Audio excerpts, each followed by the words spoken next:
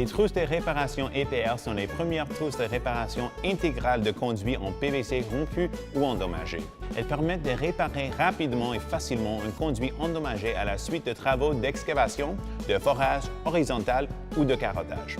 Les trousses de réparation de conduits EPR comprennent deux sections de 24 pouces avec emboîture de raccordement incorporée. Le diamètre intérieur de l'emboîture est égal au diamètre extérieur du tuyau, ce qui permet un raccordement à bout uni et en boîture. Les deux pièces se referment autour du fil et du câble installé. Offertes dans les diamètres de 1 1/4 pouces à 6 pouces, les trousses EPR permettent de réparer diverses longueurs et types de conduits. Fabriquées en PVC à haute résistance au choc et en non-conducteur, elles restaurent un conduit endommagé, le ramenant à sa forme d'origine. Les trousses de réparation EPR s'utilisent au-dessus du sol et en surface, enfouies directement et encastrées dans le béton. Voici quelques avantages offerts par ces trousses. Les trousses EPR permettent de faire une réparation sans avoir à ôter le fil et le câble installé.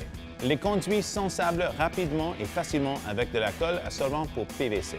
Le joint Autoblanc unique et son genre assurent une étanchéité à l'eau et à l'air. La conception en rainure comprend des points de contact en continu pour redonner au conduit sa forme d'origine.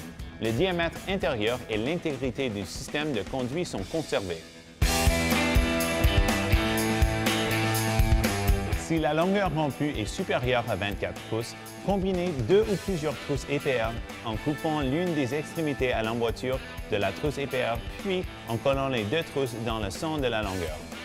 Une trousse EPR permet aussi de réparer un conduit DB2 au moyen d'adaptateurs prévus à cet effet.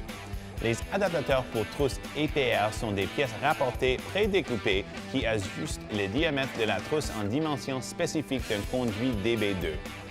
Les adaptateurs entourent le câble existant et s'ouvrant et on les colle ensuite au solvant sur le diamètre extérieur du conduit rompu. À l'aide d'une colle à solvant standard pour PVC, une trousse EPR s'assemble et se raccorde facilement aux adaptateurs, ramenant le conduit à sa forme d'origine.